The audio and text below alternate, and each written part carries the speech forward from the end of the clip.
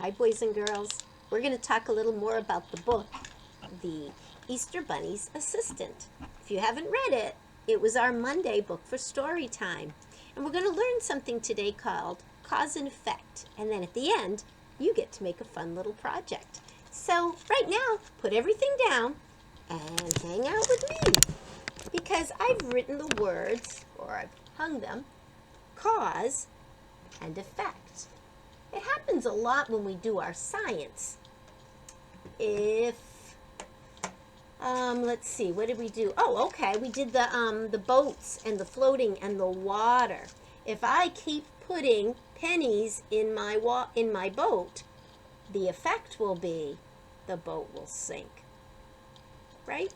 Sometimes you change the shape of the boat, so maybe there will be more pennies you can fit in, or maybe less. That would be the effect. Well, let's talk about our book, The Easter Bunny Assistant, and what happened in that book, because there was lots of cause and effect there.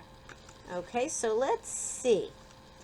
The Easter Bunny, what was the first thing? Do you remember? Tell somebody sitting with you. The Easter Bunny boiled the eggs.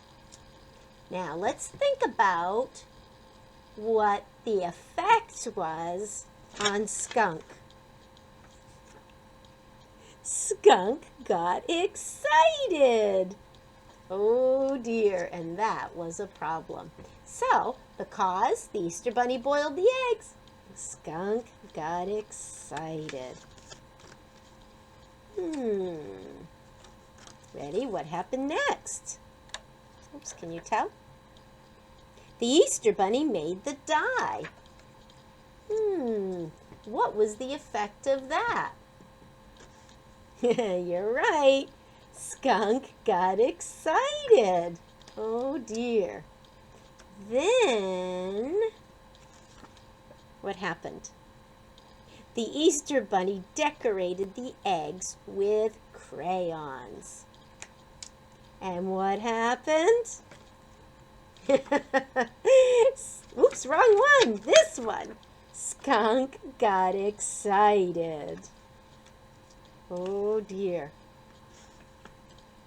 What happened after that?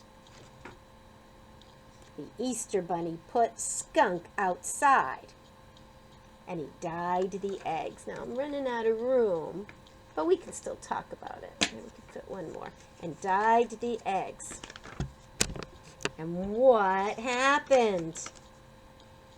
Not this time. What happened? Skunk knocked. Remember, he was outside the door knocking. Then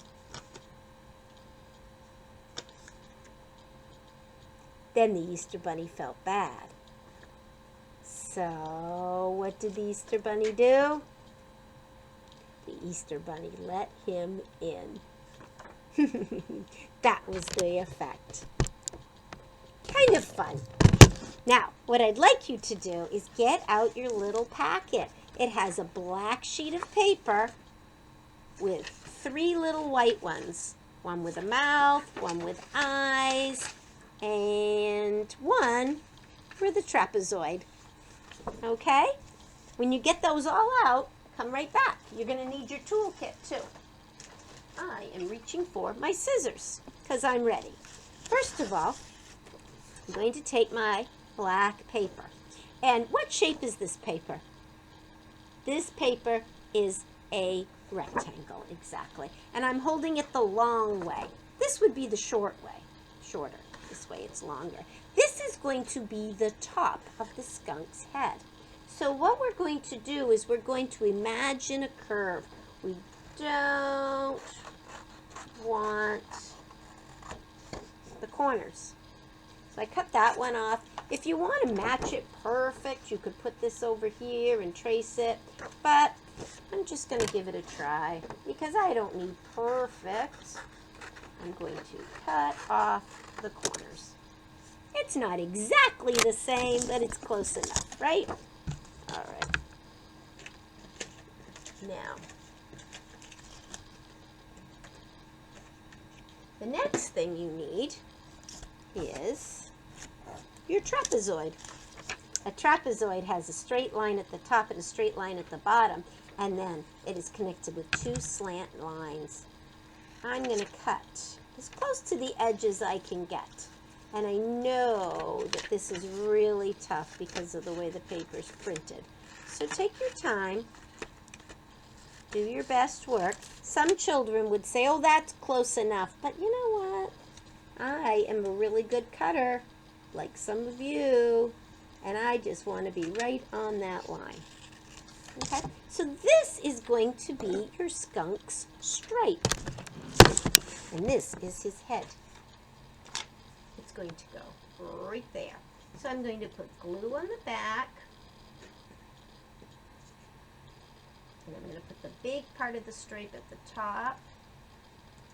Try to make it fit right there. There's my stripe. The next thing I'm going to do is I'm going to take my eyeballs. The eyes are tricky, and you know what? You don't have to cut them in half. That will be a trick. If you keep cutting and you cut right through the middle, it's not a problem. But when you get to the end of that line, if you can pivot those scissors and go back the other way, you are truly a master cutter. And again, oh, we got to do it one more time here. We got to be careful. Just go to the edge and pivot the scissors. There you go. Now, we're not going to glue this yet. I'm just going to set it down, and I'm going to cut out my last piece. This one is easy to cut out because you just have to go right around. Oops, I don't want to cut off his nose. That's the only place I'm going to make sure I leave a little bump.